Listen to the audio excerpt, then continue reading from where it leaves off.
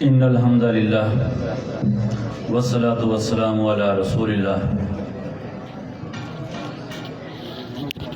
ان صلاتی و نسکی و محیای و مماتی للہ رب العالمین۔ بے شک میری نماز، میری قربانی، میرا جینا اور میرا مرنا اللہ رب العالمین ہی کے لیے ہے۔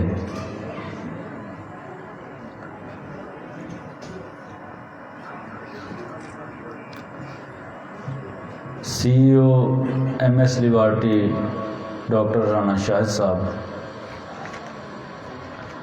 آئی ایچ ایم اے پاکستان جنوبی پنجاب کے صدر ڈاکٹر کاشف عمران صاحب، جنوبی پنجاب کے مختلف اضلاع سے آئے ہوئے میرے مہمان، میرے بہت پیارے ہومیوپیتھ دوستوں اور میری پیاری بہنوں، آج کی اس نشست میں جہاں ہم نے ایک وقت گزارا ہے، یہاں لکی ڈراز بھی تھے، یہاں انعامات بھی تھے، ہومیوپیتھی کے حوالے سے سوال و جواب بھی ہوئے، درس قرآن ڈاکٹر ملک نثار صاحب نے خوبصورت انداز میں اللہ اور اس کے رسول صلی اللہ علیہ وآلہ وسلم کی باتیں کی،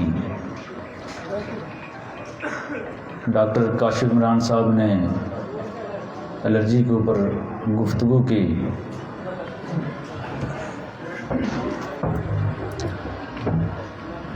میں جہاں بھی موقع ملتا ہے میری کوشش ہوتی ہے کہ اس نشست میں اتنی باتیں کر دی جائیں کہ کل میرے دوست، میرے ساتھی، میری بہنیں جب اپنے کلینک پہ مریضوں کو دیکھیں تو ان کو کچھ نہ کچھ فائدہ ضرور ہو۔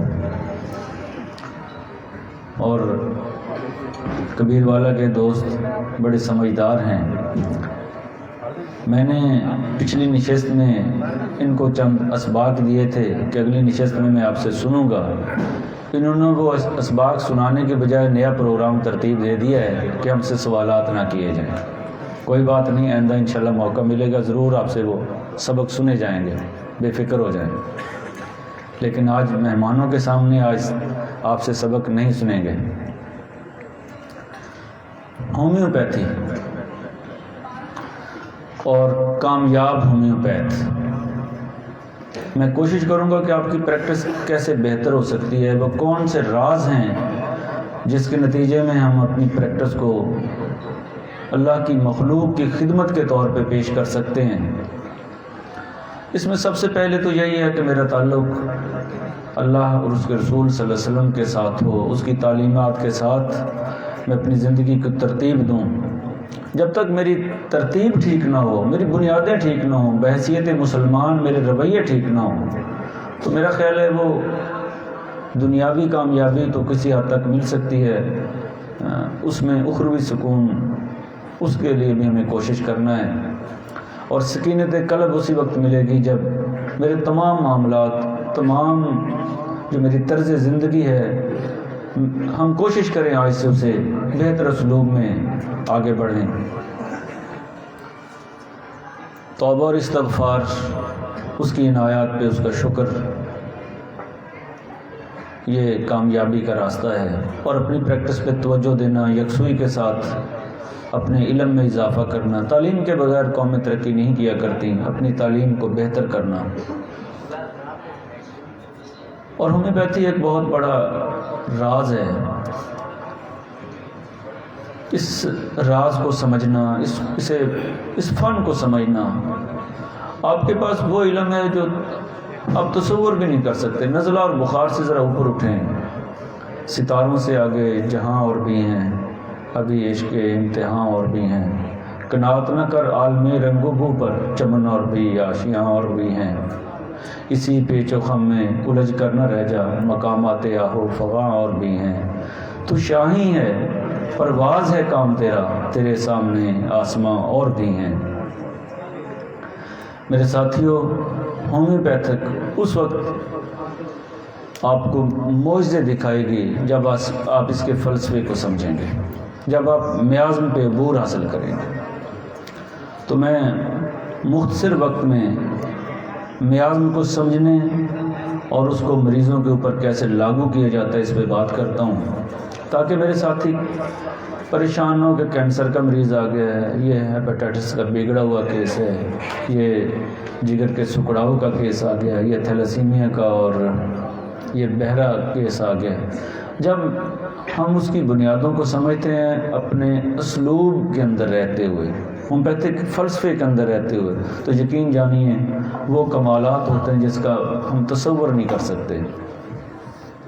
میں پچھلے 25، 26، 27 سالوں سے میرے پاس کئی ہزار جینیٹک ڈس آرڈر کے بچے جو ہیں میں نے جن کا علاج کیا ہے، میرے پاس روزانہ کی بنیاد پہ 25، 30 اور 40 پیشنٹ ہوتا ہے یہ جینیٹک ڈس آرڈر کا، اور مجھے یہ اندازہ ہی نہیں تھا کہ یہ اتنا بڑا کام ہے کہ میں تو روٹین میں علاج کر رہا تھا، لیکن اسی چیز کو لے کے جب آگے بڑھے تو اللہ تعالیٰ نے کرم کیا اور پیدائشی گونگے اور بہرے بچے ایک بڑی تعداد میں جب ان کی سماعتیں بحال ہوئیں اور ان کے والدین جو آج بھی میرے لیے دعا گو رہتے ہیں، اس سے تھوڑا سا آگے بڑھے تو الحمدللہ تیسرا میرا پیدائشی نبینے بچوں کا کیس جو اسے اللہ تعالیٰ نے بینائی عطا کر دی ہے، میں اس کا شکر ادا نہیں کر سکتا۔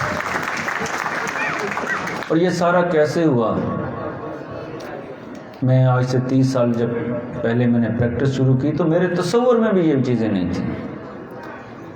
تو ہم ہومیوپیتھ ہیں، ہمیں بہت آگے بڑھنا ہے۔ کیسے آگے بڑھنا ہے؟ جب تک ہم میازم کو نہیں سمجھیں گے یقیناً آگے نہیں بڑھ سکتے۔ تو میازم کے حوالے سے بہت سارے لیکچر بھی آپ نے سنے ہوں گے، کتابیں بھری پڑھی ہیں، اور بہت سارے لوگوں نے اس پہ کام کیا ہے۔ جن لوگوں نے اس پہ کام کیا، اللہ آپ ان کے لیے دعا گو رہا کریں، اللہ تعالیٰ ان کو اس کا صلہ دے۔ سورہ ہم اس پہ بات کرتے ہیں، جو میں اپنے کلینک پہ کرتا ہوں میں وہ بتا سکتا ہوں۔ مجھ سے زیادہ علم والے بہت سارے لوگ موجود ہیں پاکستان میں، یہاں اس محفل میں بہت سارے صاحب علم لوگ موجود ہیں، لیکن میں نے اتنی ہی بات کرنی ہے جتنا اللہ نے مجھے علم دیا ہے۔ تو میں سورہ کو اس حوالے سے پہچانتا ہوں کہ سورہ کے مریض کے نقوش جو ہے نا یہ موٹے ہوتے ہیں، اور میں جب بھی یہ بات کرتا ہوں میں نے ہمیشہ ڈاکٹر امجد صاحب کا تذکرہ کیا ہے، میں نے ہمیشہ ان کے لیے دعائیں کی ہیں کہ انہوں نے اس ترتیب میں اسے چہرہ شناسی پہ جو کام کیا تھا۔ سورہ کے مریضوں کے نقوش موٹے ہوں گے، ان کی جلد موٹی ہوگی، ان کے بال گھنے ہوں گے۔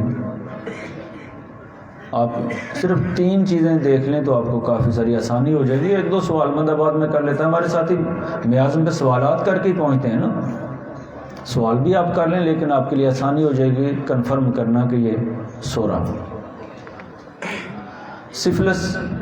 سفلس کے مریض اس سے بالکل الٹ ہوں گے، نقوش پتلے ہوں گے، جلد پتلی ہوگی، بال کم ہوں گے، خصوصاً یو شیپ میں بال درمیان میں ہوں گے اور سائڈوں پہ ذرا کم ہوں گے۔ یہ سفلس کی ظاہری پہچان ہو گئی ہے۔ اور سائیکوسس، اس میں نقوش کی ترتیب تھوڑی سی الٹ ہو سکتی ہے۔ آپ نے دیکھا ہوگا نچلا ہونٹ موٹا ہوتا ہے، خوبصورتی میں تو فرق نہیں پڑتا، جلد کہیں سے موٹی ہے کہیں سے پتلی ہے۔ اکثر جسیم موٹے لوگ جسم کے اوپر کہیں نہ کہیں کوئی نہ کوئی موقع ٹائپ کوئی نہ کوئی چیز ہوگی، تو یہ سائیکوسس کے مریض ہوں گے۔ یہ سائیکوسس کی ظاہری پہچان ہے۔ اور اگر آپ کو بہت دبلا پتلا کمزور سا کوئی آدمی نظر آتا ہے تو وہ ٹیوبرکلینم ہے، یہ ٹیوبر کی پہچان ہوگی۔ آپ جو سوالات کرتے ہیں اس سے پہلے وہ کرتے رہیں، ساتھ تھوڑا سا توجہ اگر دے لیں کہ جس کی ظاہری پہچان ہے تو بہت ساری آسانی ہو جاتی ہے دوائی تجویز کرنے میں میازم کی تلاش میں۔ ڈاکٹر کاشف صاحب نے گفتگو کی الرجی کے حوالے سے، دیکھیں انہوں نے جو بات کی ہے میازم کا تذکرہ انہوں نے ضرور کیا ہے۔ آپ کے پاس جو بھی پیچیدہ امراض کا شکار مریض آئیں گے تو آپ نے سب سے پہلے میازم اور میازم کی درستگی بھی ضروری ہے. جب آپ درست میازم لگا دیتے ہیں نا تو اس کے ساتھ آپ جو دوائی تجویز کر رہے ہیں بہت سارا راستہ تو آپ کے اینٹی میازمیٹک میڈیسن صاف کر دیتی ہیں. اس کے بعد آپ اس کے متعلقہ جو دوائی ہے وہ دینا شروع کر دیں. مٹیریا میڈیکا جب تک آپ کو اس پہ عبور حاصل نہیں ہوگا آپ اچھی پریکٹس نہیں کر سکیں گے. جب آپ میازم کی پہچان کرنے کے قابل ہو جائیں دوسرا مرحلہ کون سا ہوگا؟ دوائیوں کو تجویز کرنے کا. تو آپ کے پاس مٹیریا میڈیکا کا وافر علم ہونا چاہیے. جب مٹیریا میڈیکا کا علم آپ کے پاس وافر مقدار میں ہوگا آپ ادویات کی پہچان احسن طریقے سے کر سکیں گے. اگر آپ میازم کی پہچان چہرہ دیکھ کے کر لیتے ہیں تو بہت ساری ادویات ایسی ہیں آپ چہرہ دیکھ کے پہچان سکیں گے. یہ آپ پہچانتے ہیں کلکریا کارب آ گیا, آپ سپیے کی پہچان اس کے چہرے سے کرتے ہیں, آپ تھوجا کی پہچان اس کے موقعوں سے کرتے ہیں, آپ سائنا کے بچے کے چہرے پہ دیکھتے ہیں کہ اس کے چہرے کے اوپر نشان ہیں مختلف, آنکھوں کے گرد حلقے ہیں. کیمومیلا کا بچہ ماں اٹھا کے چل رہی ہے, وہ بیٹھنے نہیں دے رہا. تو یہ 5-7 دوائیاں تو آپ نے دیکھا ہوگا کہ آپ دوائیاں تجویز کرتے ہو یہی سوال کرتے ہیں یہی دیکھتے ہیں. اگر تھوڑا سا اس پہ آپ توجہ دیں جب بھی دوائی تجویز کریں تو تھوڑا سا اس پہ توجہ کر لیں کہ یہ میں نے مریض دیکھا ہے کاسٹیکم کا, اس کے علامات کاسٹیکم کی تھی, اس کے جو ہے شکل و شبہات کیسی ہے. دوسرا مریض پھر آیا ہے آپ کے پاس, اسی دن آ گیا ہے, ہفتہ ٹھہر کے آیا ہے, آپ نے پھر دیکھا کہ اسے پھر میں نے کاسٹیکم دیا, اس کا چہرہ بھی اس کے ساتھ تھوڑا بہت ملتا ہے. تو اب جب یہ پریکٹس کرنا شروع کر دیں گے تو آپ کے لیے اتنی آسانی ہو جائے گی. اور پھر دوائی کی سلیکشن جو ہے نا وہ آپ لمحوں میں کرنا ایک فن ہے. میں نے اپنی پریکٹس میں پچھلے چند سالوں سے اس کے اوپر بہت زیادہ توجہ دی ہے اور میں نے چہرہ شناسی کے اوپر بہت زیادہ جو الحمدللہ کامیابیاں بھی حاصل کی ہیں. اب چہرہ دیکھ کے میں بہت سارے مریضوں کو پہچان لیتا ہوں کہ یہ فلاں دوائی کا مریض ہے. اس میں غلطی بھی ہو جاتی ہے, اس غلطی کے ازالہ کے لیے چند سوال کر لیے جاتے ہیں, اس کے نتیجے میں بہت آسانی ہو جاتی ہے. تو کرنا کیا ہے, سب سے پہلے میازم کی پہچان, مٹیریا میڈیکا کا علم ہونا اور مخلوق خدا کی خدمت کرنا. بحیثیت ہومیوپیتھ ڈاکٹر اللہ کی مخلوق کے ساتھ بھلائی اور اسی جد و جہد میں لگے رہنا کہ اس کی مخلوق کی خدمت کیسے کی جاتی ہے, اسے دعائیں کیسے لی جاتی ہیں. اسے ایک روزگار اور کاروبار کی حیثیت سے نہیں, یہ تو پیغمبرانہ پیشہ ہے. اس کے تقدس کو اس حوالے سے احترام دینا. اور جب ہم یہ احترام دیں گے, جب اس کی مخلوق کا خیال رکھیں گے تو کیا وہ ہمارا خیال نہیں رکھے گا؟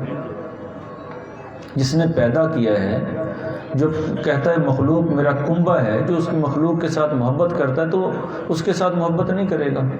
یہ سب سے بڑا راز جو یہی ہے کہ آپ اس کی مخلوق کے ساتھ محبت کریں, وہ آپ کے ساتھ محبت کرے گا, وہ آپ کے لیے وہ راستے کھولے گا جو تصور سے باہر ہے.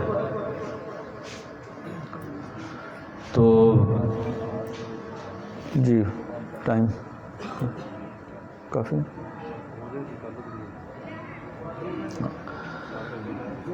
تو میں آپ کے لیے دعا گو ہوں, آپ کی کامیابیوں کے لیے, آپ کی کامرانیوں کے لیے. آئیں ملیں, مل کے آگے بڑھیں ہومیوپیتھی کے لیے, فروغ ہومیوپیتھی کے لیے, اپنے کلینک کی بہتری کے لیے, اپنے دوستوں اور اپنے ساتھیوں کی کلینک کی بہتری کے لیے اور اپنی بہنوں کی کلینک کی بہتری کے لیے اپنا کردار ادا کریں. اور یہ اس وقت تک ممکن ہی نہیں ہے جب تک ہم مطالعے کا ذوق اور شوق پیدا نہ کریں, کہ جب تک کتاب دوست ہی نہ ہو. اللہ تعالی ہم سب پہ اپنی رحمتوں کا نزول کرے, امت مسلمہ پہ رحمت کرے, میرے پیارے پاکستان پہ رحمت کرے اور میری ہومیوپیتھی دن دگنی اور رات چنی ترقی کرے. اقبال کے شعر کے ساتھ, نشہ پلا کے گرانا تو سب کو آتا ہے, مزہ تو جب ہے جو گرتوں کو تھام لے ساکی, کٹی ہے رات جو ہنگامہ خاکستری میں تیری, سحر قریب ہے اللہ کا نام لے ساکی. بہت شکریہ. السلام علیکم.